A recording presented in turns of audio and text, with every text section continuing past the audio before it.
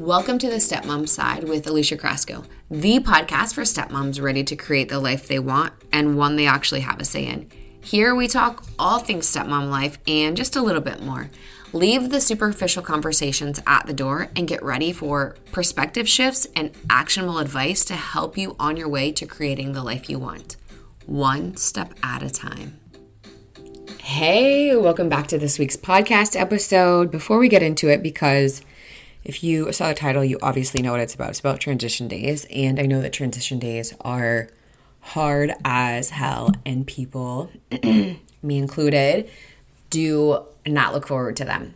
So before we get into that, can I just check in with you? How are you? What's going on? What are you struggling with right now? What is happening? I'm going to link this in the show notes, but I just put together a form that's like, hey, you know what? I want you to get the topics that you want covered on this podcast, and I want you to get the support that you need. This is a free resource for you. I put it together. It comes out every week, every Tuesday, obviously, since you're here, you're listening. Or maybe you're not even listening on a Tuesday. I don't know. But I'm going to link this in the show notes. Please take a minute to let me know what topics you want me to cover on here, because listen, my friend, this podcast is for you. I want to know what you're struggling with so you can get the support that you need. And if you're like, you know what, I need more support, but I'm not ready for coaching, come join our community, the Stepmom Side. We'd love to have you in there. aliciacrasco.com/community. That's where you can find that. But let's talk about transition days now that we've been like, hey, how's it going? What's going on? Transition days, right? Like, what in the hell? It's like the day or days of the week that your life is upended if the kids are coming, or what's the opposite of upended? Like put back together if the kids are leaving, or vice versa. If you go from like having them full time and it's easier, and then like to not having them. But man, transition days. Struggling with them for me was real. Like the struggle was absolutely real. Like it went, because if you've been here for a while, I met my husband when I was 26, like single, like living my life and like doing all the things, and had a perfectly kept house. Like you could basically, like no joke, eat off the floor. Like that's how clean it was kept.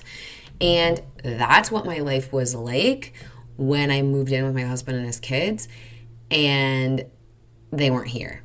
But then when they got here, all that went out the window. My girlfriend, no. I really struggled with the lack of cleanliness. Kids are just messy. I didn't know, though, because I didn't have any of my own kids. Again, I didn't think that I had any baggage or any struggles, or I thought I was basically perfect because I'd never been married before. I didn't have any kids. I wasn't bringing any baggage to the relationship. Here, let me go ahead and throw that bullshit flag right now.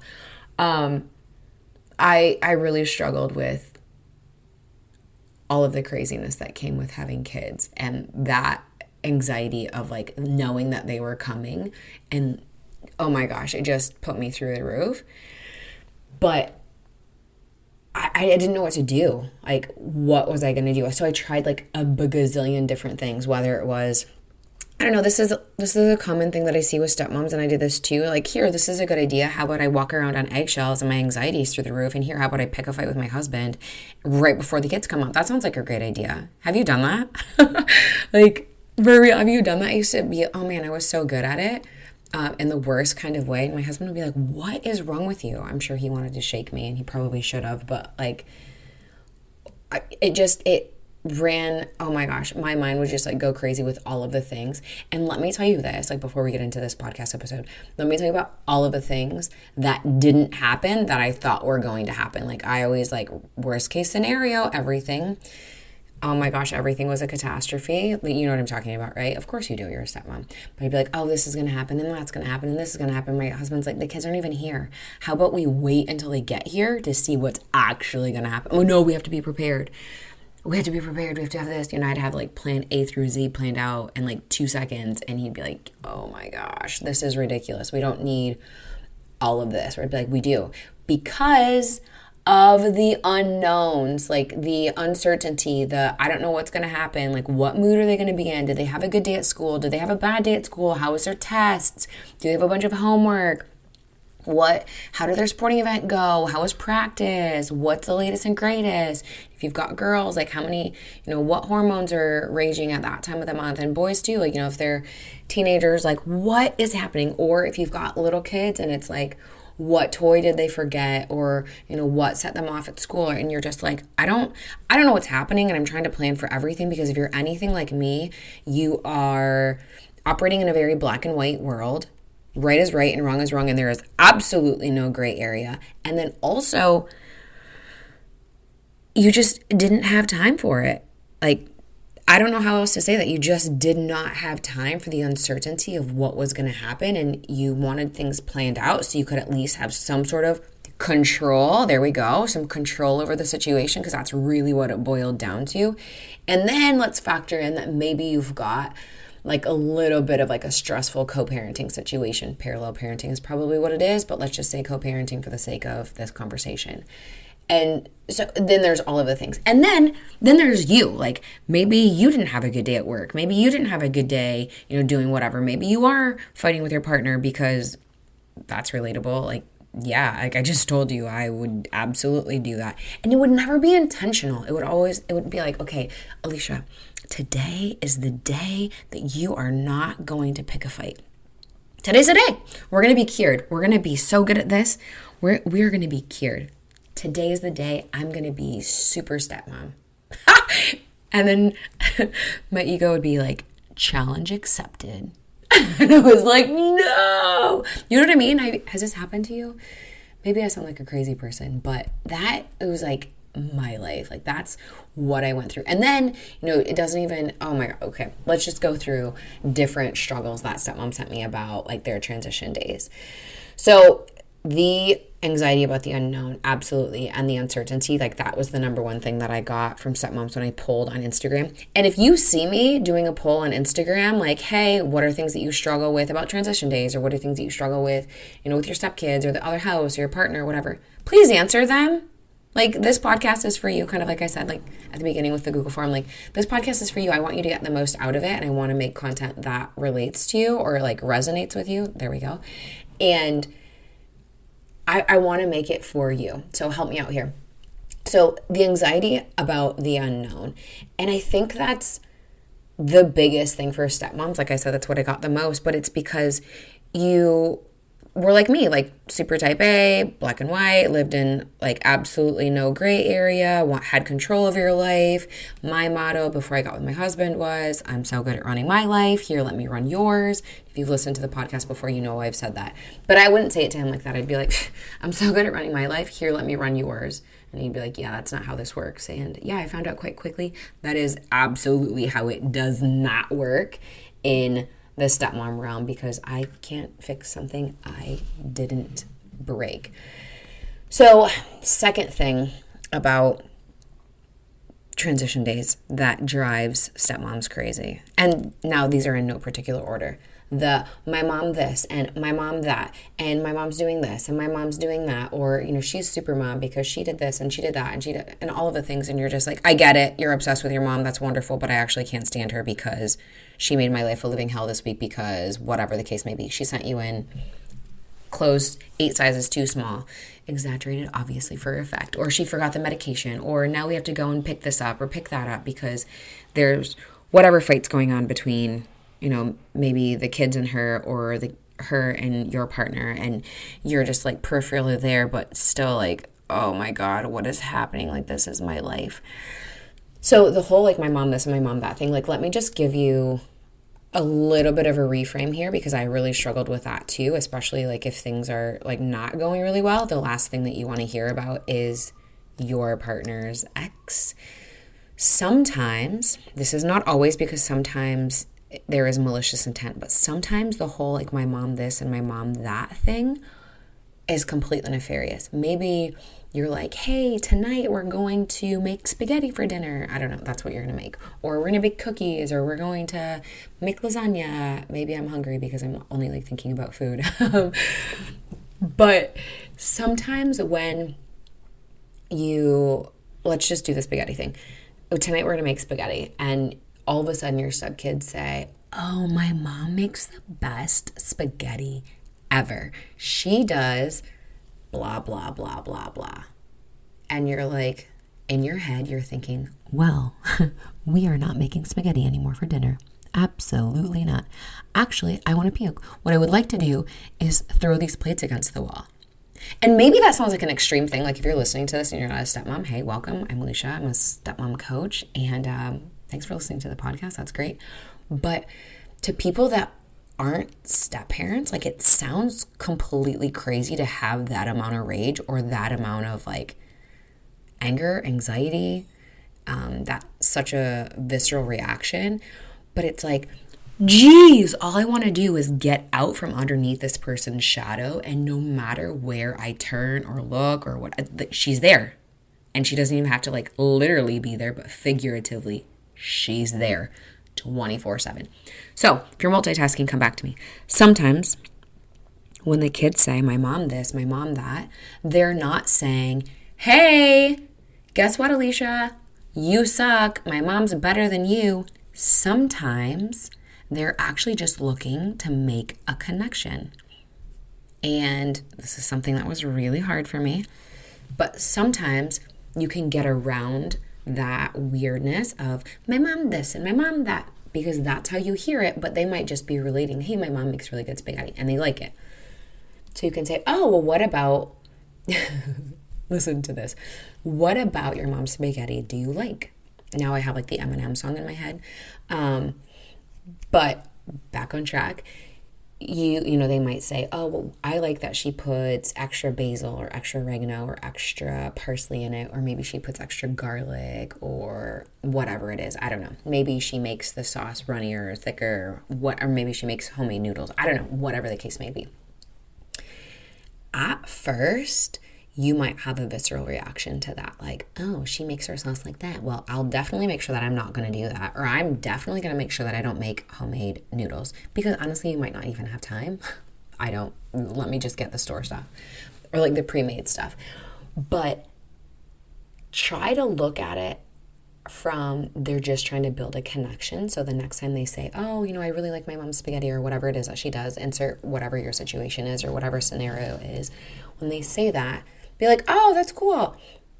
And then you can kind of move on from that and not just try to shut it down. And I'm going to tell you from experience, this is really hard to do. It's easy for me to sit here and say, oh yeah, you know what, Jen? When you are listening to your stepkid go on and on and on about their mom, it's going to be easy for you to be like, hey, guess what? It's not a big deal. You're going to be okay. Just be like, oh, thank you for sharing that. No, that is not what you're thinking. In your head, you're like, if you say one more word about her, I might just blow my top, right? That's how I was too. It will get easier. This is one of those things. Practice, practice, practice. And maybe you have been around long enough that you already know what they're going to relay about their mom, and you can practice in the mirror and be like, okay, Alicia told me on podcast episode 30 about transition day that the kids are going to say this and they're just trying to connect with me. Okay. I'm just going to just let this one go. So there's that, sometimes it's not always malicious intent that they're sharing about their mom. Does that mean that it's always nefarious? No, not at all. Or always just they're just trying to connect. No, sometimes it is absolutely malicious. So let's keep on the topic of their mom. Maybe they're oversharing about what she's doing. Oh, guess what? Mom and stepdad just got a brand new boat or a brand new camper, or they just bought a brand new house, or they're pregnant, or they're having, they're doing they just got a massive raise at work, or whatever the case may be. And you're like, ugh, I don't want to hear another word. I don't want to know any more about her. But here's the thing. Let me ask you this. Is that true? Because maybe you're like me and you're like, I don't want to know any of that. But then the other part of you is like, tell me everything. I want to know all of it. Right? Knowledge is power, but not necessarily in this sense, right? The oversharing of what the other family is doing. There's absolutely that, keeping up with the Joneses, feeling that you get for sure. Like, oh, they just bought a brand new boat. They just bought a brand new camper. These are real life experiences from my life. And then they bought a brand new house.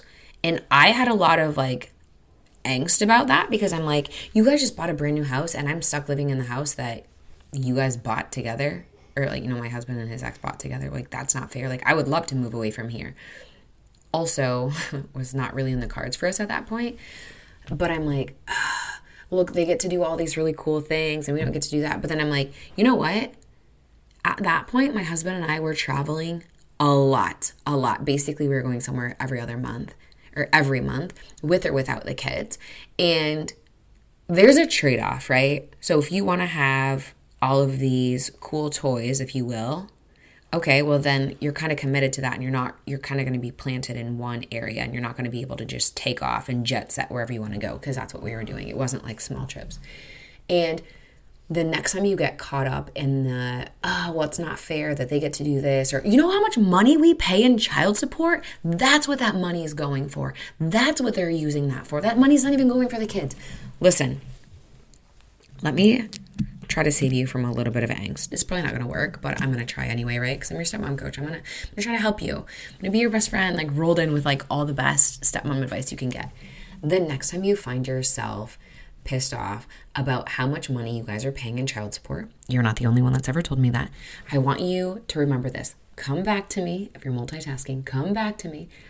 If you find yourself pissed about whatever, the kids' mom is spending, presumably, or what you think, whatever she's spending the child support on, let that go. Please, for the love of God, let that go. You will drive yourself mad. Here's why. One, I'm going to guess, for the most part, this is not inclusive of everyone's situation. For the most part, whatever your partner's paying in child support is probably court ordered. So let's say you're paying $1,600 a month in child support for 2 kids, and you're pissed about that's money that we could use, to put more money down for the house, to take a vacation, to add to our own family. I could get new clothes. We could redo the bathrooms. We could do this. We could do that. We could, right? Totally hear you on that. Here's the thing. If you want to go back to court to get that money lowered to whatever you deem appropriate or whatever satisfies your definition of how much money should be paid, you're going to be spending way more money than that.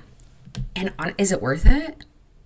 No. If you want to get let's just use my scenario. If you want to get the amount lowered from $1,600 to, let's say, $800 a month, you're going to be spending more than $800 a month for quite a long time to get it lowered to $800 a month. And I don't know if you've noticed, but the court systems really aren't set up to help you when it comes to negotiating or, trying to get a better parenting schedule or, changing the child support thing. It feels like it's set up to keep you there. So you're going to be spending a lot more money just to save $800 a month. It's really not worth it. So there's that. And keeping in line with more things about the mom, the behavior of their mom or how they get to act over there. This is really frustrating because, and this is why I said at the beginning, like maybe you have a little bit of like a difficult co-parenting, probably parallel parenting situation if we're honest, and it's not necessarily co-parenting. But here's the deal. Whatever the kids get to do at their other house is whatever they get to do at their other house. Maybe you don't like that they stay up until midnight. Maybe you don't let them eat in their rooms. Maybe you don't buy junk food. Maybe you only let them have so much screen time. Maybe you guys are the strict house. I'm going to tell you a secret. Our house was a strict house too. I guess it's really not a secret. Like my stepson and I talk about it in episode 25 about how that was kind of a change for him. Like my directness or how I guess like in your face I was about like, hey, this is wrong. And like, let's fix this. Let's do that. But whatever your stepkids get to do at their other house, unless it's neglectful, abuse, anything that could, like put them in danger, please, please, please let that go. If you're struggling with it, send me a message on Instagram. I'm just at Alicia Crasco. Send me an email. Hell, you know what? You might be time for you to sign up for our community, the Stepmom Side, because this is not going to get any easier. If you're struggling right now and you're like counting down the days and you're like, I still have 10 years of this. Listen, my friend, get your support early and often. That's what I always say. Because it is alone. It's lonely. It's isolating. This whole thing is like, But whatever the kids get to do at their mom's house is whatever they get to do at your house. But then like the absolute opposite is true too. Whatever they get to do at your house is whatever they get to do at your house. You can only control you. You can only control you. You have a say in what happens at your house, but this is where I talk about house expectations. That was the thing that changed our stepfamily. That was the thing that changed our household. That was the change. That was definitely the change that we needed to make. And hear me when I say this, less is more. And I've talked about this too, because if you are, I learned about this in our marriage counseling, and our marriage counselor was like, what it sounds like is you guys need like expectations for your house because it sounds like everyone's confused. I'm like, yeah, everyone is confused. I'm the adult. And I'm like, what the hell is going on? Like, what can or can't they do? Like, help me out here. If I'm confused as the adult, imagine how these kids must feel, right? Because that was absolutely the angle that I was working. By the way, it does work. If you try to work like the angle of the kids, follow me for more tips. But as she's saying this, I'm like, okay, my mind is going like 8 million miles a minute. And I'm like making a list of like all of the things that I am going to make rules about. I mean, we're not making rules, we're making expectations. Because she was like, Alicia, you can't make rules. You know, imagine if all of a sudden somebody showed up at work and was like, here are all of the new rules we've got. Would you like that? And I'm like, well, no. She's like, what if they were expectations? And I'm like, okay. But less is more. She said, less is more. You want the kids to have some sort of wiggle room. The idea is to get them to grow up and move out of the house, be productive members of the society, right? You don't want them living in your basement forever or wherever it is that you or think that they might be living. And you know, if they launch and they only launch into their mom's basement, that's fine. It's out of your house, right? Anyway, so whatever the kids get to do at their mom's house or their other parent's house is whatever they get to do over there. That, my friend, is not of concern to you. Okay, one last thing about their mom. The sidewalk production of tears or I'm going to miss you or the fighting or, you know, the awkwardness or whatever. That is really hard, especially if you are transitioning. Like there's a drop off at your house, a drop off at their house, whatever. I don't know what your specific schedule looks like, but ours was the kids would come here after school on Thursdays and then my husband would drive them home on Sunday nights. And then it changed. Like once my stepson moved in full time, he was here obviously full time. And then his mom would drive down here because she was quite a ways away. And then she would take him home and then she and I would meet halfway and then we would swap him out. So the production of God knows what, right? Maybe she's going to flip out about this, that, or the other. Maybe there's tears. Maybe it's contentious. Maybe, you know, there's always a fight with your partner and her whenever. There's just so many things. So if you struggle with that, I see you. I absolutely see you. And I just want to say, if that's what you're struggling with is like going and seeing that, don't go. Don't go. And you might be like, oh, but Alicia, you know, my partner says, you know, my stepkid wants me to be there, blah, blah. Okay, I see you, I hear you, and I hear what your stepkid is saying. However, let me ask you something that's more important. Is it worth your mental health? No? Okay, then don't go. Is it worth the turmoil that it creates in your relationship? Because you know that if you go and you see that, it just pisses you off. And it just makes you like, what in the hell? Like, what? Here we go again. Every insert day, this happens. I don't want to do it anymore. Then don't do it anymore. Don't go. Don't be part of that. It is okay for you to take a step out and just be like, that's it. Today is the day that I am not going. And you just have to be okay with that. And I think that's really the hard part because as a stepmom, you want to be there. You want to be involved. You want to do all of the things. But then when you have to take that hard step and say, okay, This is one of those things that I'm not going to go to. I'm not participating anymore. Don't go. I saw something years ago that said, don't be mad that the clowns are acting like clowns. Ask yourself why you keep going to the circus. And I was like, oh, that's a good one. That was a real reality check for me too. So if you're like, oh, what? What did she just say? I said, don't be mad that the clowns are acting like clowns. Ask yourself why you keep going to the circus. That's what I want to leave you with today. But the podcast isn't over, so here, stay tuned. The amount of stuff that is schlepped from house to house. Oh my gosh. Oh my gosh. I would be like, what in the world? Why are we doing this? Why don't you have clothes there, clothes here? We don't need to do this back and forth thing. But we did. We did. And God forbid if you left, or if one of the kids left something at the other house. For us, it was a 7-minute drive to get to their mom's house. So 15 minutes round trip, barring any going in and whatever happened there. So it was really close, which made it convenient, which sometimes made it too convenient. But here's the thing. This is not going to be a popular opinion for you, but your stepkids didn't ask for their parents to get divorced. Your stepkids didn't ask to go from house to house. Your stepkids didn't ask to be in the middle of a possibly contentious relationship. Your stepkids didn't ask for any of this. They are just going with it because they've got no choice. This is their life. Kind of like how you struggle with the unknowns and the uncertainties. So are they. So if they forget something because maybe they packed it haphazardly this morning at 7 o'clock in the morning as they were trying to run out the door because their mom was yelling at them about getting ready for school, relatable, they forgot. So rather than making it worse, because listen, my friend, I'm not even going to sit here and try to lie to you and say that I've never done this and been annoyed outwardly and absolutely express that, because I have. Rather than making it worse for the kids, have a little bit of empathy, have a little bit of compassion, which is really hard, right? I'm not even going to try to sugarcoat this for you. I'm not going to sit here and be like, oh, anytime that my stepkids left something, I'd be like, oh, don't worry, guys, we'll go back and get it.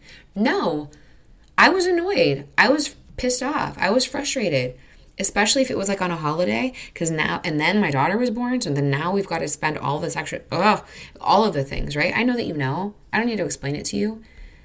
But they didn't ask for the situation either.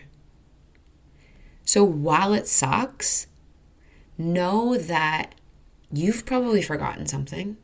It doesn't make you feel any better when somebody yells at you about it. You can have a conversation with them and be like, hey man, this is how I talk to my stepson. Hey man, every week I see that you're forgetting your sweatshirt or your sweatpants. Because here's the thing. Let me tell you a little story about my stepson. If you haven't listened to podcast episode number 25, go back and listen to that, to my stepson and I talking about our relationship and what it's like to have a stepmom and divorced parents. But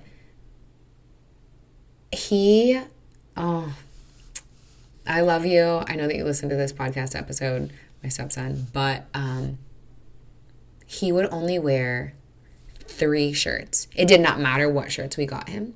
It did not matter what colors they were. It did not matter what they looked like. There were only 3 shirts that he wore. 3. And he always wore joggers or shorts. And we talk about this in the episode too. Why do they always wear, why do teenagers always wear a hoodie, specifically boys? Why do they always wear a hoodie and shorts in the middle of winter? If it snows where you are, what the hell are you doing? But he runs hot like I do. So, and I do the exact same thing. I'll wear a hoodie and shorts because I'm hot. But he would only wear the same 3 shirts, the same joggers, the same shorts. That's it. That's all he would wear. So, 3. So if he left something, you better freaking believe that we were going to his mom's house to get it. Did that piss me off or what? Because it's come on.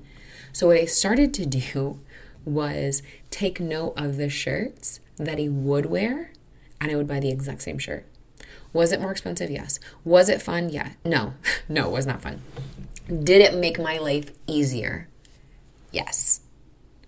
And then I just would do that. And then as our relationship got better, because it was really good in the beginning and then it got bad and then it got better, and then he was here full time, he'd be like, listen, we're going to branch out. We're going to try different colors. We're going to do this, let's just try this. And then if he would wear that other shirt, you better believe that I was hyping him up. Damn, that looks good with your eyes. Like, oh, it looks good on you. Like, that's a good fit. Like, whatever. All of the things. Because I want him to feel confident in what he's wearing, but I also want him to wear more than the 3 shirts that he would only wear. So if they forget something, if your stepkid or stepkids forget something, it's not intentional. I promise you, they are not looking forward to the lecture that they're going to get from you or your partner. They're not looking forward to the awkwardness of having to go back to their mom's house. They're not looking forward to the weirdness that ensues. Because I'm going to tell you something, if you think that your stepkids don't know that you're pissed about something, newsflash, they do. They can read the room. Promise you. So if you're like, oh, I'm just going to be over here pretending like I'm not mad. Listen, girlfriend, no, they know that you're mad. They know that there's a vibe. It's weird. I don't know what happened, but something happened. And then eventually they'll get on. They'll catch on to it and be like, oh. So Alicia's mad every time we have to go to my mom's house because I forgot something. It's my fault. No pressure, but it's my fault, right? So there's that.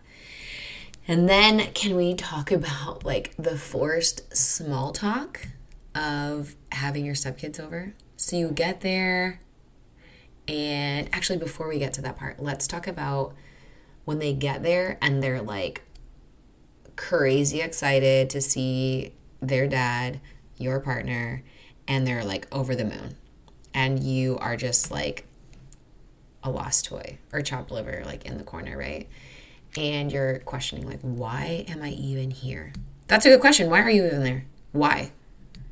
And I know that maybe that sounds mean, but here's what I would do. And this really helped when I was really, really struggling with transition days. I'm going to deal it to you straight. You've been here a while. You know that's my style. But here's the thing. Your stepkids aren't there to see you. Your stepkids are there to see their parent. So if you are struggling on transition day, when your stepkids come over and they are all over your partner and doing all the things with them, and you're just like left in the corner, first of all, that is a normal response. That is a normal like transition day. Second, that is your cue to find something to do when the kids come over. Here's why. And you're like, Alicia, I know, but you talk to me about like taking up space in my house. You're right, I absolutely do. This is not the time that you want to do that yet. If you're struggling with it, listen to me very carefully. If you're multitasking, please come back to me. If you are struggling with transition day and like how things go down when the kids come over, get out of the house, go and do something different. Go run errands, go walk the dogs, go work out, go take a workout class, whatever it is, get a massage. First of all, you probably need the massage. You can just go ahead and relax your shoulders now. Take a deep breath, take a couple deep breaths, but go do something else. Go have dinner with a friend. Go do something that brings you joy. Go outside to your garden. Like do whatever it is that you enjoy doing. Because you know that time is going to be weird. It's going to be awkward. And you're just like, hey guys, I'm here. Hello, does anyone even see me? Am I just invisible? Like what the hell? Go do something else. It's okay. It doesn't mean that you're abandoning them. It doesn't mean that you're like letting your partner down. Although it might feel like that to them, that's not what you're doing. You're giving them time to bond without you eagle-eyeing them, being like, this is stupid. Why are they here? My house is going to be destroyed. Everything. Listen, I already know that that's what you're thinking. Because you're like, oh, look, their stuff is already all over the floor. They've just pulled everything out. All of the dishes are everywhere. They're already asking for snacks. Rather than starting your time with them already pissed off, wouldn't you rather like go and do something else, come back when the dust is settled and everyone is settled into their position, settled into their new role or this week's role at your house, and like ease into it? Like, doesn't that sound better? Now, you will get pushback from your partner when you say that this is something that you want to try. I'm gonna try something different. Not I'm going to do something different. That's really what you're doing. I'm gonna try something different. I notice on transition days, I get really anxious. Have you noticed how we start fighting like before the kids come over? Yeah, it's because I get really anxious. You can try to be funny about it. It might take you a little bit to like get your words to like be funny about it. But if you're just honest with your partner and you communicate with them of like, hey, you know what, I'm going to try something different because I've noticed that I really struggle like right when the kids get here. I want to be here for you, but I just want to try something different. So just bear with me here. I'm going to go do insert whatever it is that you're going to go and do. And then after the kids have been here for, I don't know, 30 minutes, 20 minutes, an hour, 2 hours, I'm going to come back and you guys can do whatever. Just try it. Just try something different. Because if you stay there, there's the forced small talk. They get there and you already feel like the outsider. It's perpetuating that feeling of being the outsider. We all know that, right? Ugh, I know that too. Actually, this is kind of a funny, like a little side note. But when I was a part-time stepmom, man, I felt like an outsider like crazy. And I was like, I hate this. Like, I'm never going to fit in. This sucks. No one cares if I'm here, if I'm not here. Maybe you felt like this too. If so, please send me a message on Instagram. Like, I want to know that I'm not alone. But then when I became a full-time stepmom, there were days that I was like, oh my God, please let me be the outsider. Please let no one come to me and ask me questions. Please let me not be the glue that holds everyone together because I don't want to do this anymore. I am so overwhelmed with having all of you come to me. Somebody else take over. I don't want to be that person anymore. So it's funny how things like flip and flop, right? So the forced small talk might not be your thing. Try doing something different and like being out of the house when your kids get there. And the last thing that I hear from stepmoms about when the kids come over, this is the most heartbreaking because I struggled with this too. And I remember telling my husband, I feel like the forgotten toy. And he was like, Alicia, that's not true. It doesn't matter if you think that it's true. It matters if I think that it's true, right? And while that, from his perspective, looks like a story that I'm telling myself, it wasn't. Because when my stepkids were not here, when I was a part-time stepmom, I had all of my husband's attention. All of it. Literally, okay, maybe not literally, like let me get a hold of my ego here. But it felt like my world, I revolved around my husband. My husband revolved around me. I was the center of his universe. Let's try that. Yeah. And like I had his undivided attention, barring any texts, barring any last minute changes, barring any God knows what would happen, right? What would happen at like the worst possible time. But I had all of his attention. I had all of his affection. I was the center of his world. And listen, I'm not even going to try to lie to you. That was awesome. And honey, if you're listening to this, I love you, but it was true. Like that's how I felt. But then my stepkids would get there. And I felt like I was a forgotten toy. It was like, who? Alicia, who? Where? Oh, hey girl. Yeah, hey. I'll talk to you like before we go to bed. Talk to me before we go to bed? No, it was like we would get into bed and he would just pass right out because he was exhausted from the day. And I would get the leftovers, which was nothing. Like it would just, basically he'd be coasting on fumes. And he'd be like, I don't get it. Like I don't understand like how you can just like basically like forget that I'm here and like not even, I don't understand. Like I did not sign up for this. Like this was one of those things I didn't sign up for. But I remember saying that to him and he was like, Alicia, that's not true. Like, you know that I love you. You know that I want to be with you. You know, all of these things. Okay. That was my own insecurity, like my own abandonment issues. Like, oh, you know, you're less than, you know, he doesn't love you or the kids are more important, you know, all of the things. And here's how the change comes about from that. When transition day is happening, or happens because now they're there, let's say they're there the whole week or they're there for a few days or whatever your schedule looks like, I'm going to bet, not guarantee, I'm going to bet that you have felt exactly what I'm talking about. You have felt like you don't matter anymore. You have felt like they're a forgotten toy. You have felt like you get the leftovers, which is nothing. And that sucks. And I just want to say I'm sorry. I see you. I hear you. I understand what you've been through. Like, I've absolutely felt that too. But more chances than not, your partner doesn't even realize that they're doing it. So if you go and have a conversation with them and say, hey, you know what? And words matter here. Hey, you know what? I'm struggling with how our relationship unfolds when the kids are here. When they're here, I'm not saying that you do this, but I feel like, don't say a forgotten toy. My husband was like, you are insane. I mean, there's some validity to that, right? But I feel like we aren't as affectionate towards each other, or I don't get to be as affectionate towards you, or you're not as affectionate towards me. And you know what? Honestly, there might be some sort of dynamic where your partner feels weird being really affectionate towards you if the kids are around, because it's like the reminder that their parents aren't together, which we have to hold space for that too, right? Like, I know you don't want to. I sure in the hell didn't. But when I could understand his perspective, I'd be like, oh, okay, now it doesn't matter.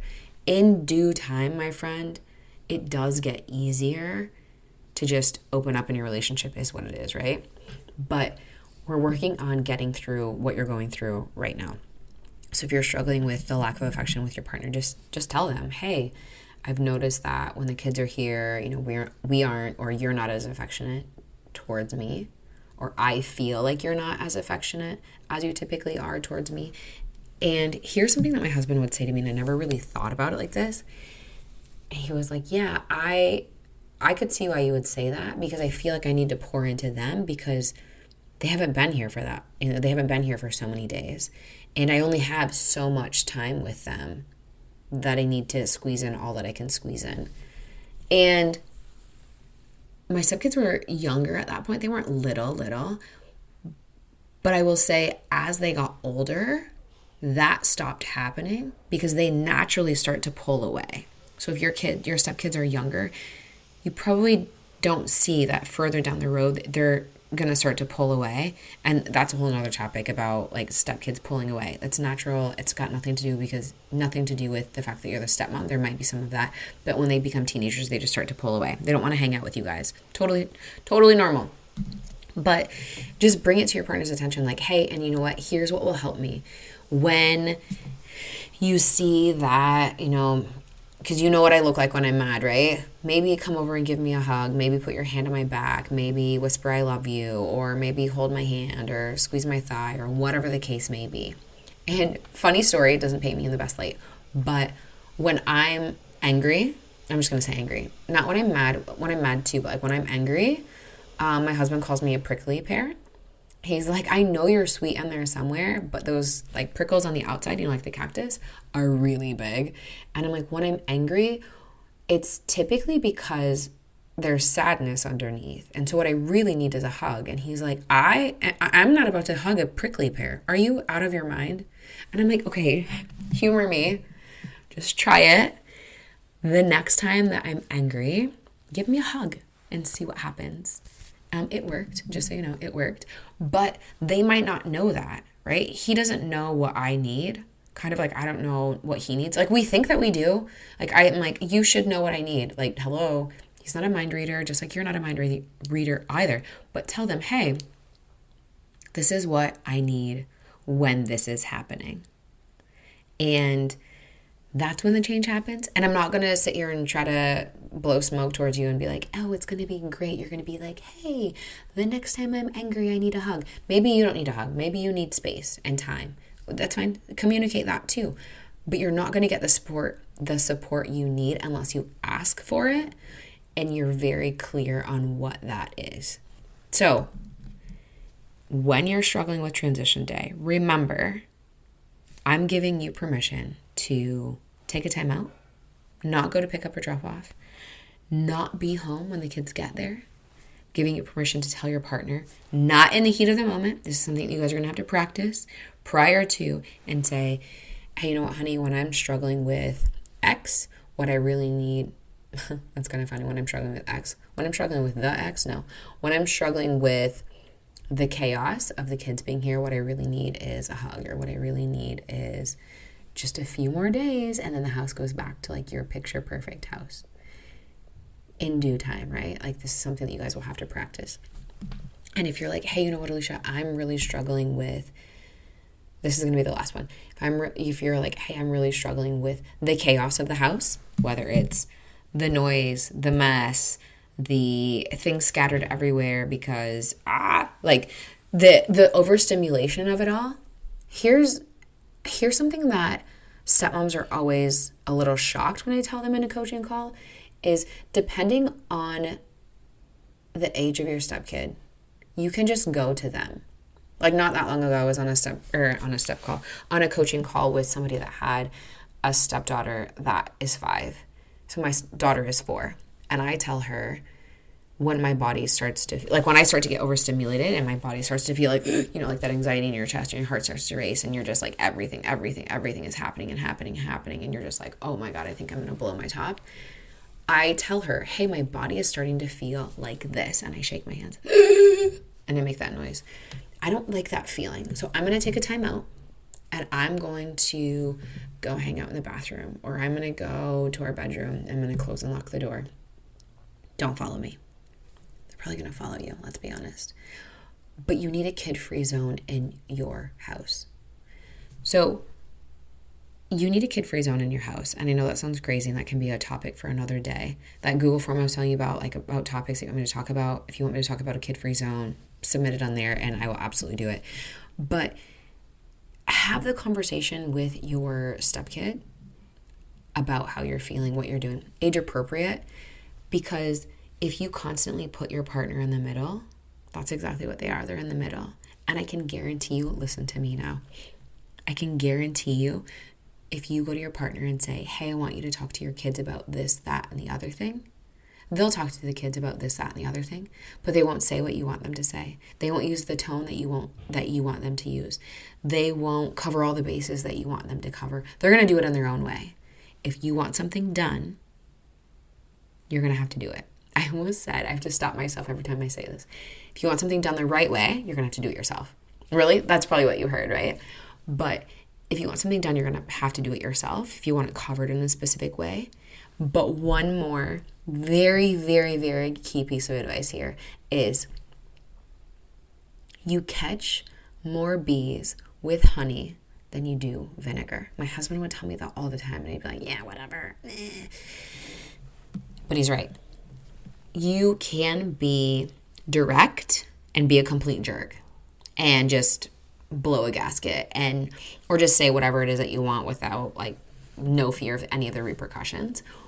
And you can also be very direct and be kind and be firm. You don't have to be an asshole about it. You don't have to be a complete bitch about it.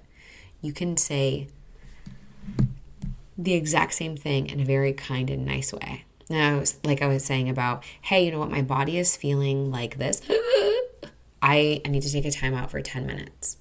Just give me a few minutes. I will come back and get you when that time is up. Or I can say, you're making me crazy.